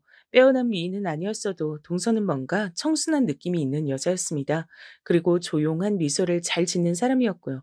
화재에 휘말려 크게 다쳤던 동서는 한쪽 다리의 통증을 이따금씩 느끼게 됐대요. 그래도 그걸 대수롭지 않게 여기며 지냈는데 시간이 지나면서 그게 문제로 번졌고 그쪽 다리를 조금 절게 됐던 겁니다. 특히나 중학교 시절부터 하필 다리가 그렇게 돼서 사춘기 때 마음고생을 알게 모르게 많이 한 모양이었어요. 친구들 사이에서 저에 대한 뒷말이 나오는 거, 비웃음이나 놀림당하는 거, 이런 거 나중 되니까 인이 박혀서 참을 만했던 것 같아요. 시간이 좀 지나서 일전에 절 놀렸던 친구들이 저에게 다가와서 전엔 미안했다고 사과를 한 경우도 있었고요. 그래서 버틸만 했는데요.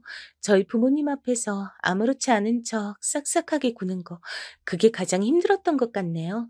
저 때문에 힘들어 하실까봐. 전 그 앞에서 한 번도 힘들다는 내색을 못하면서 살아왔어요.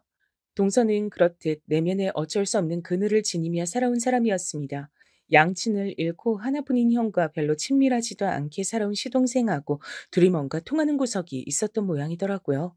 동서가 말하길 시동생하고 결혼한다고 했을 때 사실 집에서 반대도 겪었다고 했습니다. 네가 뭐가 부족해서 그런 인물하고 결혼을 하느냐고 저희 부모님께서 그런 말씀을 얼마나 하셨던지 몰라요. 제가 너무 씩씩하게 아무렇지 않게 굴면서 지내왔더니 제가 정말 아무 부족한 점이 없는 딸이 줄. 그 두 분은 어느새 착각을 하게 되신 모양이었죠. 기분이 참 씁쓸하더라고요. 그래도 자식 이기는 부모 없다고 결혼 허락해 주셔서 제가 이렇게 지내고 있으니 정말 다행이죠. 조용하고 재미없긴 해도 저만 바라봐주는 남자하고 결혼해서 전 행복해요. 결혼 잘했다 싶어요. 그랬구나. 자식이 아무리 좋은 배우잣감을 데리고 와도 자기 자식이 더 아깝게 느껴지시는 게 부모 마음이라잖아. 그래서 아마 동수한테 그러셨을 거야. 형님한텐 자꾸 이런저런 얘기를 다 하게 되네요. 형님이 편하게 절 대해 주셔서 그런가 봐요. 제가 혹시 너무 주제넘게 구는 건 아니겠죠? 만약 그렇다면 형님이 슬쩍 저한테 눈치 좀 주세요. 절대 아니야. 나야말로 동서가 너무 편하고 좋은데 나한테 만약 여동생이 있었다면 꼭 동서 같은 존재였을 것 같아. 저도요. 저한테 만약 언니가 있었다면 형님 같은 존재였을 거라고 속으로 생각한 적 있었는데 저희 통했네요. 동서가 배시시 웃길래 제가 마주보고 씩 웃어주면서 참 예쁘다 이렇게 몇 번이고 말을 해줬습니다. 자기가 뭐가 예쁘냐며 놀리지 말라면서 동서가 순살을 쳤지만 전 진심이었어요. 동서가 참 예뻐 보이더라고요. 동서를 보면서 난 왜 이렇게 우리 엄마 생각이 날까? 후회되는 내 어린 시절들이 왜 이렇게 떠오를까? 저는 다리를 절뚝거리면서 걷고 한쪽 팔이 불편해서 잘 쓰지 못하는 그런 친정 엄마를 둔 사람이었으니까요. 처음부터 아픈 구석이 있는 동서가 전혀 낯설지 않고 익숙하게 느껴졌던 겁니다. 이제는 희귀병까지 앓고 계시는 엄마를 생각하기만 해도 가슴 한켠이 뻐근해지곤 했는데 그 감각은 아마 죄책감의 연장선일 듯 싶었습니다. 그래서 전 동서에게 잘 대해주고 제 모습을 통해서 과거 어린 시절에 절 채찍질하고 있었던 걸지도 몰라요. 동서가 저에게 자기 얘기를 많이 해주었던 만큼 저도 제 얘기를 많이 나눠줬습니다. 결코 아무 데서나 떠들 법하지 않은 집안 얘기를 서로 주고받다 보니까 금방 저희 사이는 돈독해졌죠. 전 제 친동생이 생겼다고 여기며 동서에게 잘해줬고 동서는 절 자신의 친언니처럼 여기며 잘 따랐습니다. 오죽하면 남편이 그걸 두고 몇 번 저에게 핀잔을 주었을 정도였죠. 하루는 저에게 이런 소리를 하더라고요. 누가 보면 둘이 친자매고 나랑 상현이가 동서관계인 줄 알겠어. 내가 동서하고 사이좋게 잘 지내면 좋을 일이지. 자긴 왜 못마땅한 기색이야? 혹시 질투라고도 해? 질투는 무슨 별 희한한 소리를 다 하고 있네. 그게 아니라 재수 씨가 솔직히 좀 사람이 약간 그렇잖아.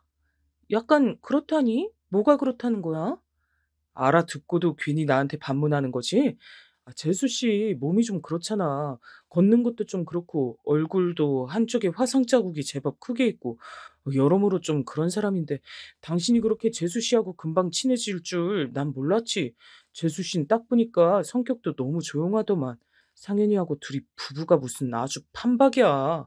글쎄, 동선 내 앞에서 말도 잘하고 별로 안 조용한데 천천히 걸으면 다리 저는 것도 크게 표시 안 나고 화장 진하게 하는 날이면 얼굴에 화상 자국 있는지 없는지 언뜻 보면 헷갈릴 정도야.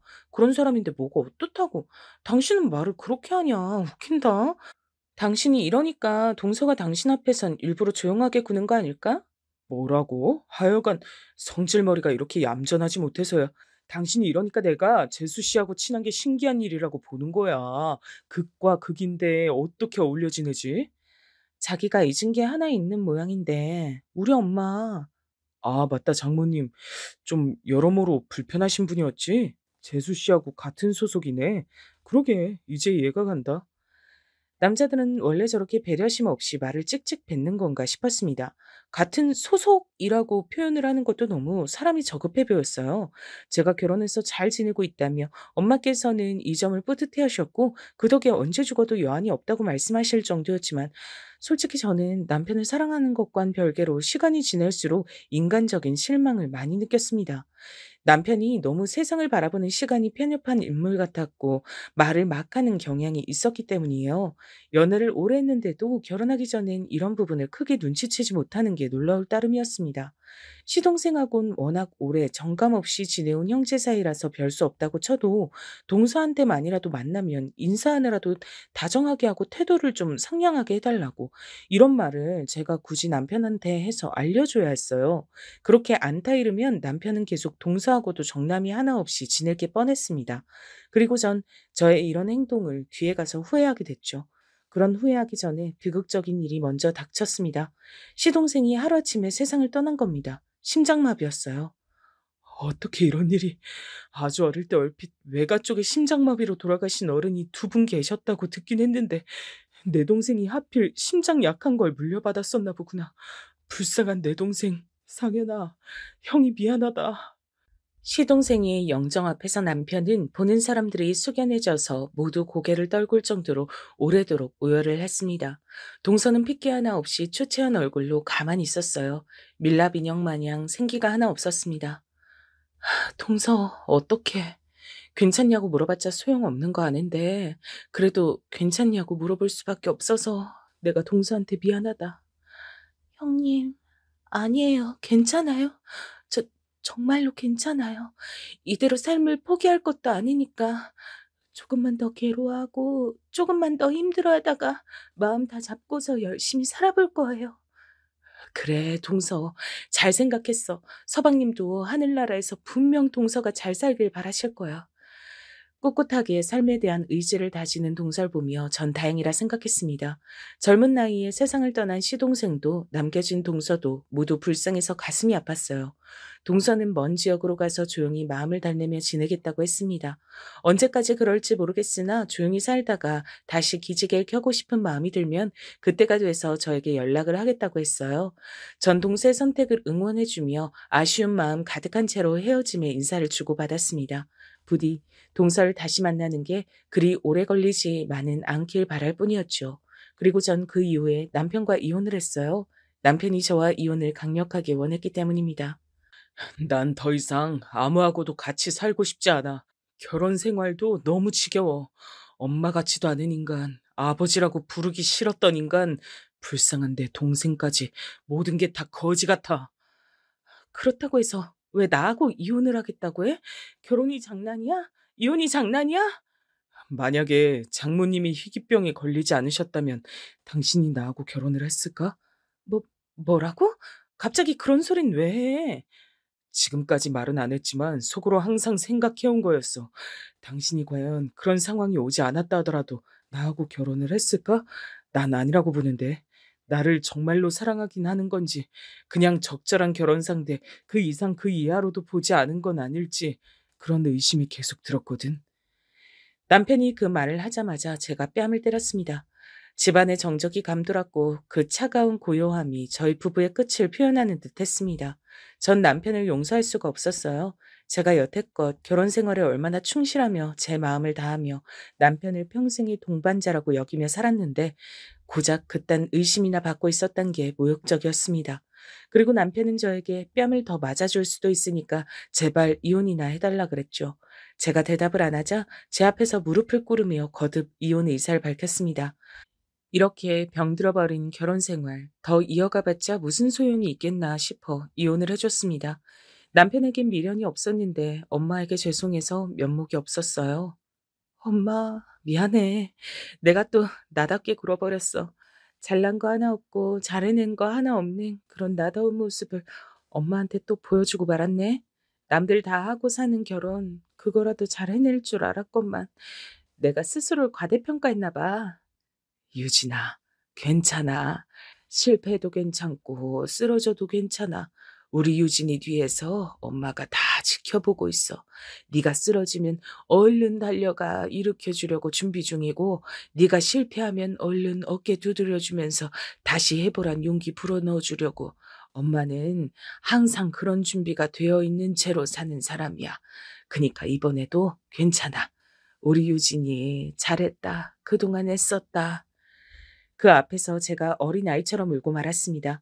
전 죽는 그날까지 엄마의 발끝도 따라잡지 못할 것만 같았어요. 위대하고 또 위대한 엄마란 든든한 버팀목.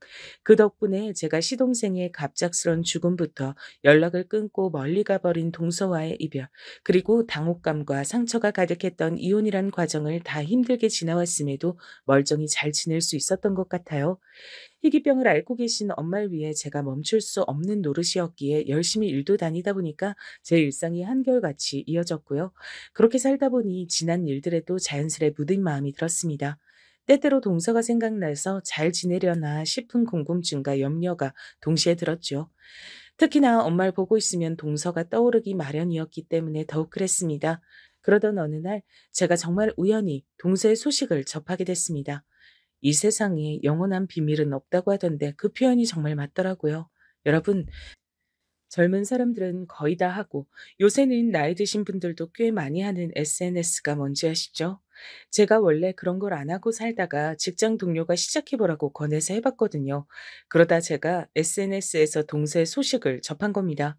동서의 친척으로 추정되는 인물이 놀랍게도 동서의 결혼 소식을 올려놓은 거예요. 웨딩드레스를 입은 동서가 사진 속에서 환하게 웃는 모습이었습니다. 그리고 사진상에서 신랑은 팔 부분만 나와 있었어요. 신부가 주인공인 사진이었거든요. 뭐? 동서가 결혼을 한다고?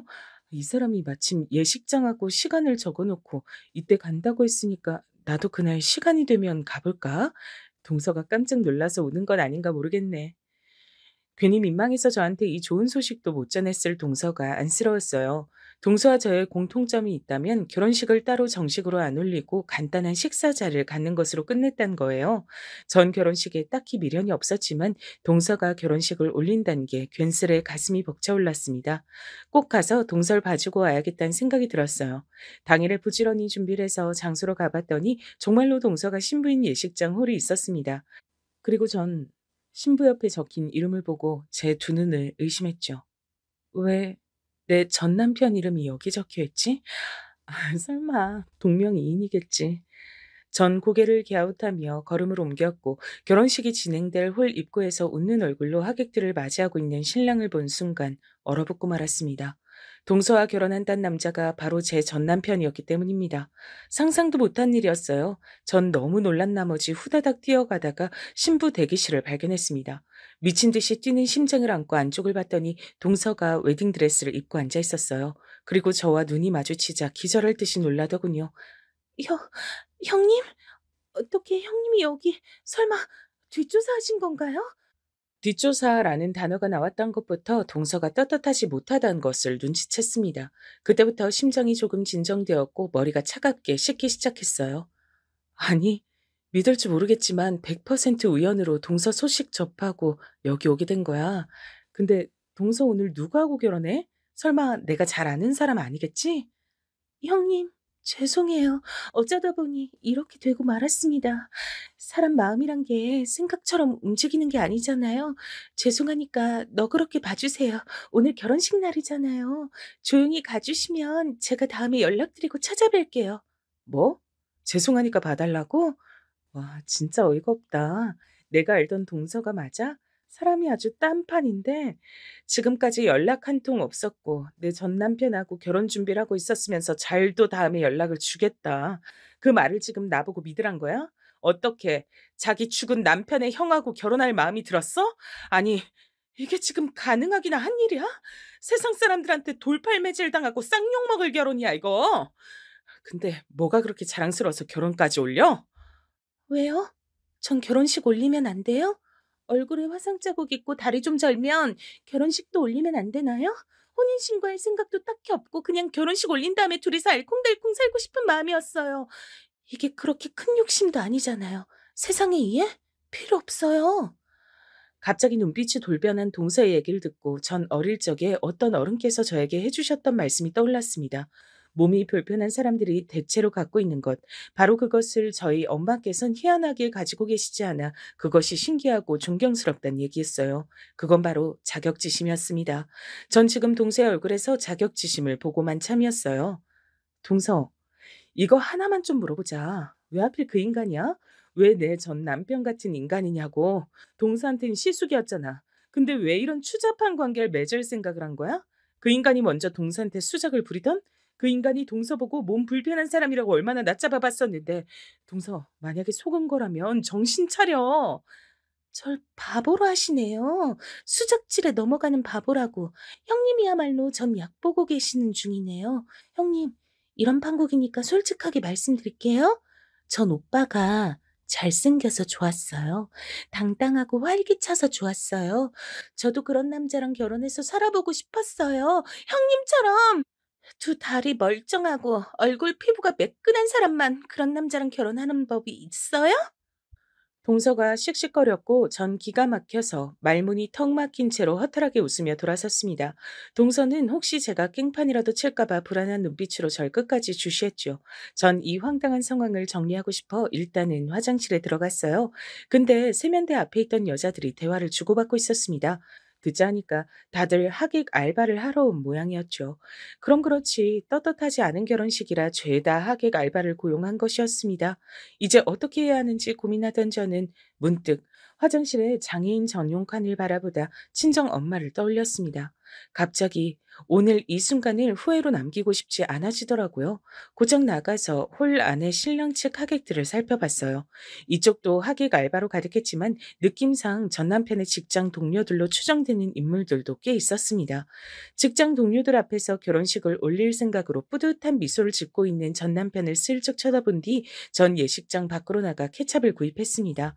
토마토 케찹 2개를 구입해서 그걸 들고 성큼성큼 예식장 홀로 들어섰죠. 상간녀, 상간남의 결혼식장에서 폭로를 잘못했다가 명예훼손인지 뭔지 하는 걸로 고소를 당했다는 일화를 인터넷에서 본 게 떠올랐어요. 그래서 전 제가 할 수 있는 선 안에서 최선을 다하기로 했습니다. 혹시라도 제가 난리를 칠까봐 그게 걱정이었던 건지 동서가 파리해진 안색으로 신부 대기실에 있다가 이제 신부 입장을 위해 이동하려던 참이었습니다. 저는 조금의 망설임도 없이 그쪽으로 다가가서 케찹을 발사했어요. 안 돼, 내 드레스. 어? 미안해. 내 손이 미끄러졌어. 저녁 식재료로 산 건데. 아까워라. 세탁비 물어줘야겠다. 얼마야? 5만 원? 10만 원? 형님, 미치셨어요? 이제 이걸 어떡하란 거예요? 하얀 드레스에 빨간 오물이 묻다니. 아무래도 그쪽만 묻은 건 너무 튀니까 다른 쪽도 다 뿌리는 게 낫겠다. 그러면서 전 케첩을 더 뿌렸습니다. 거대한 웨딩드레스에 갇힌 동서의 몸은 절 피할 수 없었고 비명을 지르며 저에게 당하는 수밖에 없었습니다.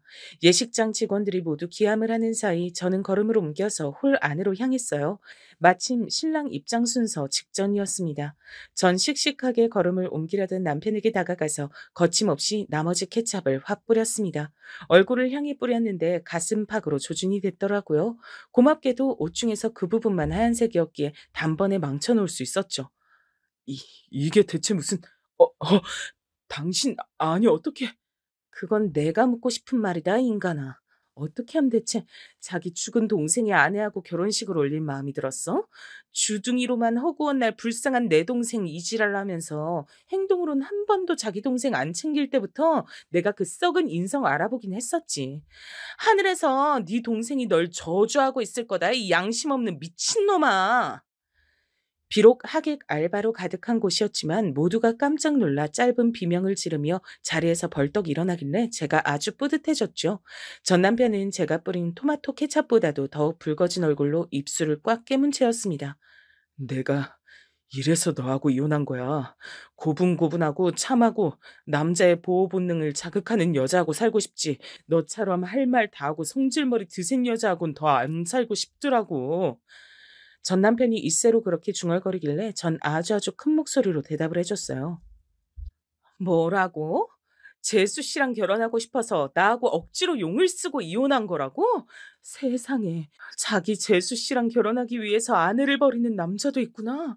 그런 쓰레기랑 내가 결혼 생활을 했었다니. 아유, 어쩐지 이혼하고 나서도 한동안 몸에서 쓰레기 냄새가 안 빠지던데. 그게 다 네 놈 때문이었구나. 이제 전 남편의 얼굴은 터질 듯하였고 당장이라도 절 한 대 치고 싶어서 어쩔 줄 모르는 것 같았습니다. 전 피식 웃으며 홀가분하게 돌아섰어요. 신부 대기실 쪽에서 엉엉 우는 동생 소리가 들려왔습니다. 설마 이 정도 각오도 안 하고서 붙어먹었던 거야? 진짜 이해가 안 되는 년놈들이야. 전 고개를 절레절레 저으며 예식장을 빠져나왔습니다. 집으로 돌아가자 엄마께서 주말에 무슨 약속이 있어서 나갔다 왔는지 물어보셨는데 전 바로 대답은 않고 평생 안 하던 짓을 해버렸어요. 엄마의 앉은 무릎을 베고 누워버렸던 겁니다. 제 행동에 놀라시던 엄마께서 이내 웃으시며 제 머리칼을 만져주셨어요. 역시 엄마가 최고란 생각이 들었네요. 궁금해서 얼마 후에 소식을 일부러 찾아봤는데 전 남편 놈이 직장 내 소문이 안 좋게 쫙 퍼져서 울며 겨자 먹기로 사직서를 낸 모양이었습니다. 알고 보니 사고방식 한번 끝내주게 독특했던 제 동생이었던 그 인간은 전 남편하고 얼마 뒤에 헤어진 뒤 거처를 멀리 옮긴 듯 했고요. 한때는 제 친동생처럼 여기며 잘 지냈던 사이였기에 곱씹으면 이루 말할 수 없이 씁쓸했지만 이런 게 바로 인생의 맛이겠거니 생각하며 마음을 다스렸답니다.